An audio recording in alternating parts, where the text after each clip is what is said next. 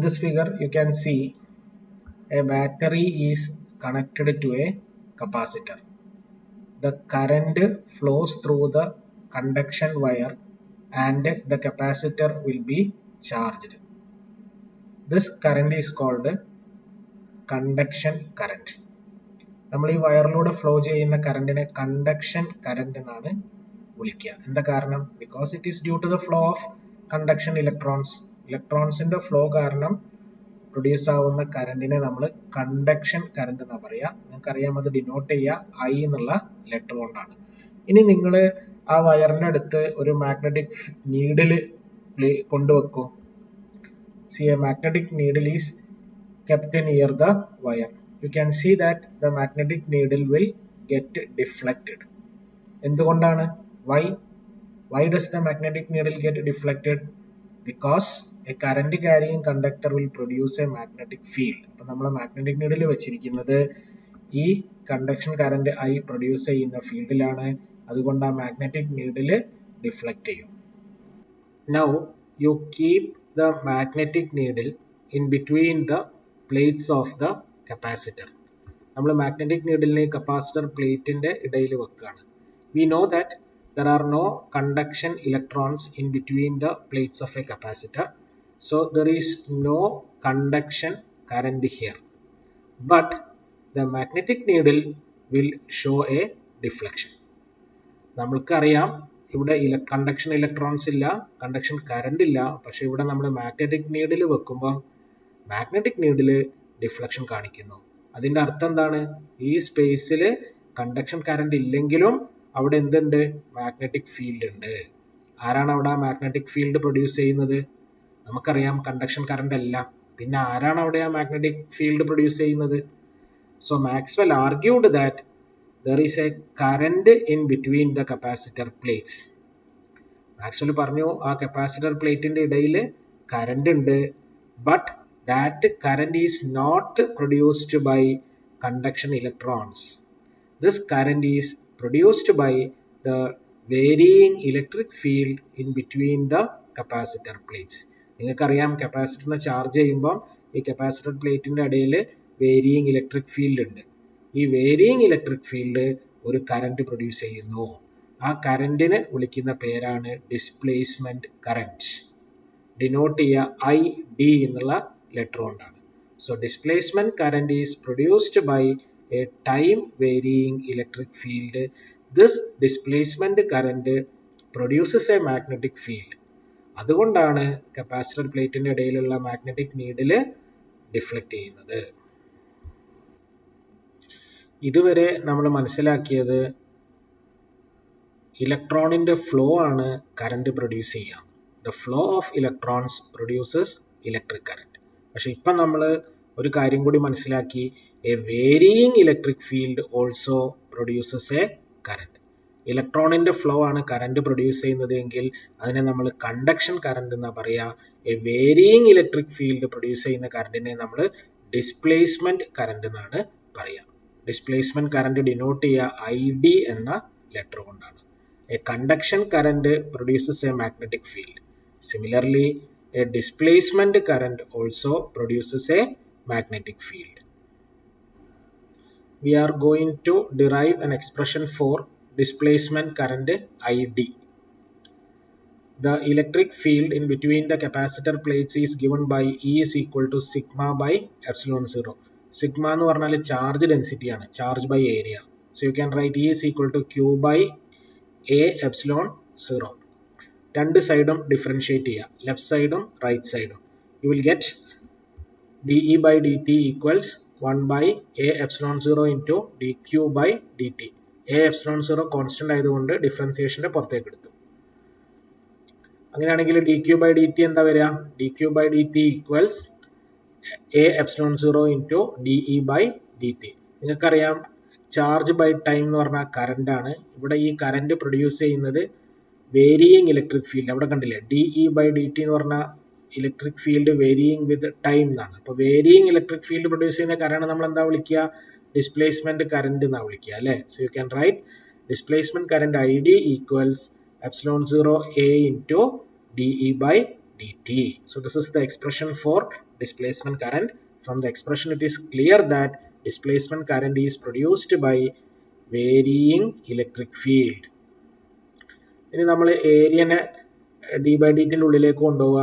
So you will get I D equals epsilon 0 D by D T of E A. Electric field into area എന്താണ് നിങ്ങൾ പഠിച്ചിട്ടുണ്ട്, E dot D S അല്ലേ. Electric field into area എന്ന് പറഞ്ഞാൽ electric flux ആണ്. So electric field into ഏരിയൻ്റെ സ്ഥാനത്ത് നിങ്ങൾ ഫ്ലക്സ് ഫൈ എന്ന് സബ്സ്റ്റിറ്റ്യൂട്ട് ചെയ്യുക. I D equals epsilon 0 D phi E by D T. നിങ്ങൾക്ക് ഡിസ്പ്ലേസ്മെന്റ് കറന്റിനെ രണ്ട് രീതിയിൽ ഡിഫൈൻ ചെയ്യാം.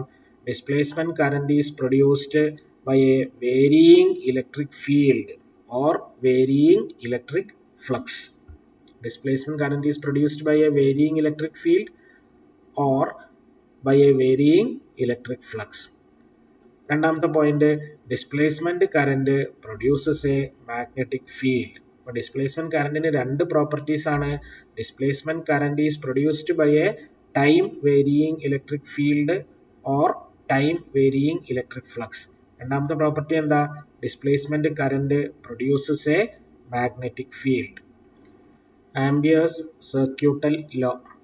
നിങ്ങൾ മാഗ്നറ്റിസം എന്ന ചാപ്റ്ററിൽ ആംബിയേഴ്സ് സർക്യൂട്ടൽ ലോ പഠിച്ചതാണ്. You are having a current carrying conductor. ഈ കണ്ടക്ടറിലൂടെ ഐ എന്നുള്ള കറന്റ് ഫ്ലോ ചെയ്യും. നിങ്ങൾക്കറിയാം ആ കണ്ടക്ടറിന് ചുറ്റും ഉള്ള സ്പേസിൽ മാഗ്നറ്റിക് ഫീൽഡ് ഉണ്ടാവും. എനിക്ക് ഈ പി എന്നുള്ള പോയിന്റിലുള്ള മാഗ്നറ്റിക് ഫീൽഡ് ബി ആണ് കാണേണ്ടത്. I want to find the magnetic field at P. ഞാൻ എന്ത് ചെയ്യും? I will construct a loop passing through the point P അല്ലേ. എന്നിട്ട് ആംബിയർ സർക്യൂട്ടൽ തിയറം എന്താ പറയുന്നത്? The line integral of the magnetic field around any closed loop equals μ0 times the net current passing through the area enclosed by the loop. Integral of B dot dl equals μ0 I. ഈ D എല്ലിനെ integrate ചെയ്താൽ നിങ്ങൾക്ക് 2πr എന്നാണ് കിട്ടുക. അപ്പോൾ ഇവിടെ substitute ചെയ്യുമ്പോൾ B into 2πr equals μ0 I or electric field at P is given by B equals μ0 I by 2πr. നിങ്ങളത് മാഗ്നറ്റിസം എന്ന ചാപ്റ്ററിൽ ഡിസ്കസ് ചെയ്തതാണ്. ഇതാണ് ആംപിയേഴ്സ് സർക്യൂട്ടൽ ലോ. എല്ലാ കേസിലും ആംപിയേഴ്സ് സർക്യൂട്ടൽ ലോ ശരിയാണോ എന്ന് നമ്മൾ നോക്കാൻ പോവാണ്. Here you can see a capacitor charged by a current I. I want to find the magnetic field at point P. I am going to make use of Ampere's circuital law. For that, I draw a loop passing through the point P. The loop encloses a surface of area S1. കണ്ടില്ലേ, ഈ loop enclose ചെയ്യുന്ന area ആണിത്. ഞാൻ അവിടെ ampere circuital theorem apply ചെയ്യാൻ പോവാണ്. Integral of B dot D L equals μ0 I. ഈ loop enclose ചെയ്യുന്ന ഏരിയയിലൂടെ പെനിട്രേറ്റ് ചെയ്ത് പോകുന്ന കറണ്ട് I ആണ്. അതുകൊണ്ട് ഞാനിവിടെ I എന്ന് കൊടുത്തു. അപ്പോൾ ഈ ഇക്വേഷൻ ഉപയോഗിച്ചിട്ട് you can find the magnetic field at P. നിങ്ങൾക്ക് പിയിലുള്ള മാഗ്നറ്റിക് ഫീൽഡ് കിട്ടും. ഇനി ഈ ഡയഗ്രാം നോക്കുക. ഇവിടെ നമ്മൾ പിയിലുള്ള മാഗ്നറ്റിക് ഫീൽഡ് തന്നെയാണ് കാണാൻ പോകുന്നത്. നമ്മൾ അതേ ലൂപ്പ് തന്നെയാണ് എടുത്തത്, നേരത്തെ എടുത്ത അതേ ലൂപ്പ് തന്നെയാണ്. എന്താ രണ്ടും തമ്മിലുള്ള വ്യത്യാസം? ആദ്യത്തെ കേസിൽ ലൂപ്പ് എൻക്ലോസ് ചെയ്യുന്ന ഏരിയ S1 ആണ്. രണ്ടാമത്തെ കേസിൽ ലൂപ്പ് എൻക്ലോസ് ചെയ്യുന്ന ഏരിയ S2 ആണ്. നമ്മൾ കൺസിഡർ ചെയ്തത് ഒരു പോട്ട് ഷേപ്പ് സർഫസ് ആണ്, ഒരു പാത്രത്തിന്റെ ഷേപ്പിലുള്ള സർഫസ് ആണ് രണ്ടാമത്തെ കേസിൽ കൺസിഡർ ചെയ്തത്. ഇപ്പൊ രണ്ട് കേസിലും നമ്മൾ പോയിന്റ് പിയിലുള്ള മാഗ്നറ്റിക് ഫീൽഡ് ആണ് കാണുന്നത്. രണ്ട് കേസിലും നമ്മൾ ഒരേ ലൂപ്പാണ് എടുത്തത്. ആദ്യത്തെ കേസിലെ ലൂപ്പ് എൻക്ലോസ് ചെയ്ത ഏരിയ S1ഉം രണ്ടാമത്തെ കേസിൽ ലൂപ്പ് എൻക്ലോസ് ചെയ്ത ഏരിയ S2ഉമാണ്. നിങ്ങൾക്ക് നോക്കിയാൽ കാണാൻ പറ്റും, ആ പോട്ടിന്റെ ആ ഏരിയയുടെ രണ്ടാമത്തെ അറ്റം കടന്നു പോകുന്നത് രണ്ട് കപ്പാസിറ്റർ പ്ലേറ്റിന്റെയും ഉള്ളിലൂടെയാണ് അല്ലേ. ഇനി ഞാനിവിടെ ആംപിയർ സർക്യൂട്ടൽ ലോ അപ്ലൈ ചെയ്യാൻ പോവാണ്. Integral of B dot D L equals 0. എന്തുകൊണ്ടാണ് അവിടെ 0 ആയത്? നിങ്ങൾക്ക് ഈ ചിത്രം നോക്കിയാൽ കാണാൻ പറ്റും. Current I does not penetrate through the surface S2. ഈ സർഫസിലൂടെ കറന്റ് I പെനിട്രേറ്റ് ചെയ്ത് പോകുന്നില്ല. അതുകൊണ്ട് when we apply Ampere's circuital theorem we get integral of B dot dl equals 0. അങ്ങനെ നോക്കുമ്പോൾ what will be the magnetic field at P? Magnetic field at P equals 0. Equation 1 ഉപയോഗിച്ചിട്ട് നിങ്ങൾ പിയിലുള്ള magnetic field ആണ് കണ്ടുപിടിച്ചത്. We found that there is a magnetic field at P. Equation 2 ഉപയോഗിച്ചിട്ടും നിങ്ങൾ അതേ point പിയിലുള്ള magnetic field ആണ് കണ്ടുപിടിച്ചത്. നിങ്ങൾ ഫസ്റ്റ് കേസിൽ കൺസിഡർ ചെയ്ത അതേ ലൂപ്പ് തന്നെയാണ് സെക്കൻഡ് കേസിലും എടുത്തത്. But you got the magnetic field at P is 0. അതൊരു കോൺട്രഡിക്ഷൻ ആണ്. നിങ്ങൾ ആംപിയേഴ്സ് ലോ പഠിച്ചിട്ടുണ്ടാവും. The Ampere's law applied for a given loop does not depend on the shape of the enclosing surface. ഇവിടെ നമ്മൾ consider ചെയ്ത രണ്ട് ലൂപ്പും same ആണ്. എന്തേ വ്യത്യാസമുള്ളൂ? ആദ്യത്തെ കേസിൽ ലൂപ്പ് എൻക്ലോസ് ചെയ്യുന്ന ഏരിയ S1 ആണ്. രണ്ടാമത്തെ കേസിൽ ലൂപ്പ് എൻക്ലോസ് ചെയ്യുന്ന ഏരിയ മാറി S2 ആയി. പക്ഷെ ആംപിയേഴ്സ് ലോ അനുസരിച്ചിട്ട് നമ്മളൊരു ലൂപ്പ് കൺസിഡർ ചെയ്യുമ്പം ആ ലൂപ്പ് എൻക്ലോസ് ചെയ്യുന്ന ഏരിയയെ ആംപിയേഴ്സ് സർക്യൂട്ടൽ തിയറം ഡിപ്പെൻഡ് ചെയ്യുന്നില്ല. അതുകൊണ്ട് തന്നെ രണ്ട് കേസിലും ഈ കേസിലും പിയിലുള്ള മാഗ്നറ്റിക് ഫീൽഡിന്റെ വാല്യൂ സെയിം ആവണം. പക്ഷെ നമുക്ക് അങ്ങനെ കിട്ടുന്നില്ല. നമുക്ക് ഈ കേസിൽ പിയിൽ മാഗ്നറ്റിക് ഫീൽഡ് കിട്ടുന്നുണ്ട്. പക്ഷെ ഈ കേസിൽ പിയിലുള്ള മാഗ്നറ്റിക് ഫീൽഡ് 0 ആണ്. അങ്ങനെ വരാൻ പാടില്ല. So Maxwell argued that Ampere's circuital law should be modified when electric field changes with time. നിങ്ങൾക്കറിയാം ഈ രണ്ട് കപ്പാസിറ്റർ പ്ലേറ്റിന്റെ ഇടയിൽ ടൈം വേരിയിങ് ഇലക്ട്രിക് ഫീൽഡ് ഉണ്ട്. അതൊരു ഡിസ്പ്ലേസ്മെന്റ് കറന്റ് പ്രൊഡ്യൂസ് ചെയ്യുന്നുണ്ട്. അപ്പോൾ ഇക്വേഷൻ 2 നമുക്ക് എങ്ങനെ മാറ്റി എഴുതേണ്ടി വരും? Integral of B dot D L equals μ0 into I D എന്ന് പറഞ്ഞാൽ ഡിസ്പ്ലേസ്മെന്റ് കറന്റ്. ഇവിടെ ഈ സർഫസിനെ പെനിട്രേറ്റ് ചെയ്യുന്ന കറന്റ് ID ആണ്.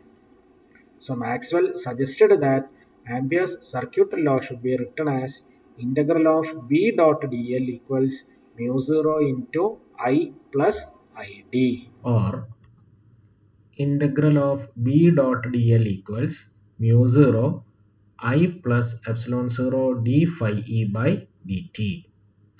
ID ന്റെ വാല്യൂ ആണ് epsilon 0 d phi e by dt. അപ്പം നമ്മൾ ആംപിയർ മാക്സ്വെൽ തിയറം ഇവിടെ അപ്ലൈ ചെയ്യുമ്പോൾ, ഇക്വേഷൻ 1 അപ്ലൈ ചെയ്യുമ്പം നിങ്ങൾക്കറിയാം ഇവിടെ ID 0 ആണ്, I മാത്രമേ ഉള്ളൂ. So it will become integral of B dot D L equals μ0 I. ഈ കേസിൽ ആംപിയർ മാക്സ്വെൽ തിയറം അപ്ലൈ ചെയ്യുമ്പോൾ എന്താ വരിക? Integral of B dot D L equals, ഇവിടെ ഈ സർഫസിനെ പെനിട്രേറ്റ് ചെയ്യുന്നത് ID ആണ്. അപ്പോൾ I is equal to 0 ആണ്. So equation becomes integral of B dot dl equals μ0 ID. ഇതിനെയാണ് നമ്മൾ ആംപിയർ മാക്സ്വെൽ തിയറം എന്ന് പറയുന്നത്, അല്ലെങ്കിൽ Maxwell's modification of Ampere's circuital law എന്ന് പറയുന്നത്. Maxwell's equations. There are 4 equations which form the theoretical basis for explaining electromagnetism. ഇലക്ട്രോമാഗ്നറ്റിസം എന്ന ഫിസിക്സിന്റെ ബ്രാഞ്ചിനെ explain ചെയ്യാൻ നമ്മൾ ഉപയോഗിക്കുന്ന 4 ബേസിക് ഇക്വേഷൻസ് ഉണ്ട്. അതിൽ ആദ്യത്തേത് integral of E dot D S equals Q by epsilon 0. First ചാപ്റ്ററിൽ പഠിച്ചതാണ്. The electric flux through any closed surface equals 1 by epsilon 0 times charge enclosed by the surface. ഇത് ഗോസസ് തിയറം ഇൻ ഇലക്ട്രോസ്റ്റാറ്റിക്സ് ആണ്. Integral of B dot ds equals 0. The magnetic flux through any closed surface is 0. ഇത് Gauss's theorem in magnetism ആണ്. മൂന്നാമത്തേത് integral of E dot dl equals minus d phi v by dt. നിങ്ങൾക്കറിയാം integral of E dot dl എന്ന് പറഞ്ഞാൽ PD ആണ്, അല്ലെങ്കിൽ induced EMF. ഈ equation എന്താ പറയുന്നത്? Induced EMF equals negative of rate of change of magnetic flux. ഇത് ഏത് ലോയാണ്? Faraday's law. അപ്പം മൂന്നാമത്തത് ഫാരഡേസ് ലോ ആണ്. നാലാമത്തത് നമ്മളിപ്പോൾ പറഞ്ഞതാണ് Ampere Maxwell law. Integral of B.dl equals μ0 into I plus epsilon 0 d∅e/dt. ഈ 4 ലോസിനെയും കലക്റ്റീവായിട്ട് മാക്സ്വെൽസ് ഇക്വേഷൻസ് എന്നാണ് പറയുക. ഈ ഗോസസ് തിയറം ഇൻ മാഗ്നറ്റിസത്തിന് ഒരു പ്രത്യേകത ഉണ്ട്. അതെന്താന്ന് നോക്കുക. ഗോസസ് തിയറം ഇൻ മാഗ്നറ്റിസം പറയുന്നത് integral of B.ds equals 0. Closed surface integral of B.ds equals 0. B.ds എന്ന് പറഞ്ഞാൽ മാഗ്നറ്റിക് ഫ്ലക്സ് ആണ്. The magnetic flux through any closed surface is 0. എന്താ അതിൻ്റെ അർത്ഥം? ഒരു ക്ലോസ്ഡ് സർഫസിലേക്ക് വരുന്ന മാഗ്നറ്റിക് ഫീൽഡ് ലൈൻസും ആ സർഫസിൽ നിന്ന് പോകുന്ന മാഗ്നറ്റിക് ഫീൽഡ് ലൈൻസും ഈക്വൽ ആണ്. മാഗ്നറ്റിക് ഫ്ലക്സ് എന്താ നിങ്ങൾക്ക് അറിയാലോ അല്ലേ? The number of magnetic field lines passing through A surface ആണ്. അപ്പോൾ ഒരു സർഫസിലുള്ള മാഗ്നറ്റിക് ഫ്ലക്സ് 0 ആണ് എന്ന് പറഞ്ഞാൽ അതിൻ്റെ അർത്ഥം ആ സർഫസിലേക്ക് എൻ്റർ ചെയ്യുന്ന ഫീൽഡ് ലൈൻസും ആ സർഫസിൽ നിന്ന് ലീവ് ചെയ്യുന്ന ഫീൽഡ് ലൈൻസും ഈക്വൽ ആണ് എന്നാണ്. ഇനി ഈ ഡയഗ്രാം നോക്കുക. ഈ ഡയഗ്രത്തിൽ നിങ്ങൾക്ക് ഒരു മാഗ്നറ്റ് കാണാൻ പറ്റും. മാഗ്നറ്റിന്റെ നോർത്ത് പോളും ഉണ്ട്, സൗത്ത് പോളും ഉണ്ട്.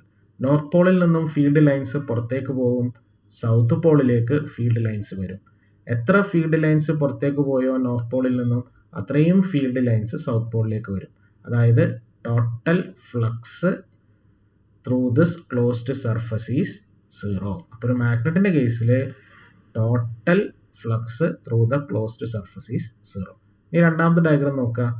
ഇത് ഒരു നോർത്ത് പോള് മാത്രമുള്ള മാഗ്നറ്റ് ആണ്. ആ കേസിൽ ഫീൽഡ് ലൈൻസ് പുറത്തേക്ക് പോവുക ചെയ്യാം.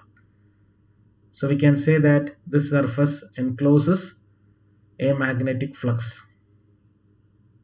ഇനി അതല്ലാതെ ഒരു സൗത്ത് പോള് മാത്രമുള്ള മാഗ്നറ്റ് ആണെങ്കിലോ? സൗത്ത് പോള് മാത്രമുള്ള മാഗ്നറ്റ് ആണെങ്കിൽ ഫീൽഡ് ലൈൻസ് ഉള്ളിലേക്ക് വരിക ചെയ്യുക. അപ്പോഴും we can say that there is a magnetic flux enclosed by this surface. പക്ഷെ അത് സാധ്യമാണോ? ഒരു പോള് മാത്രമുള്ള ഒരു മാഗ്നറ്റ് സാധ്യമാണോ? അല്ല. അങ്ങനെ സാധ്യമായിരുന്നുവെങ്കിൽ നമുക്ക് ഈ ക്ലോസ് സർഫസിനുള്ളിൽ മാഗ്നറ്റിക് ഫ്ലക്സ് ഉണ്ടാവുമായിരുന്നു. നമുക്ക് എപ്പോഴും ഇങ്ങനത്തെ മാഗ്നറ്റേ സാധ്യമാവുള്ളൂ, നോർത്ത് പോളും സൗത്ത് പോളും ഉള്ള മാഗ്നറ്റേ സാധ്യമാവുള്ളൂ. അങ്ങനത്തെ കേസിൽ the total magnetic flux enclosed by the surface is 0. അപ്പോൾ ഗോസസ് തിയറം ഇൻ മാഗ്നറ്റിസം എന്താ പറയുന്നത്?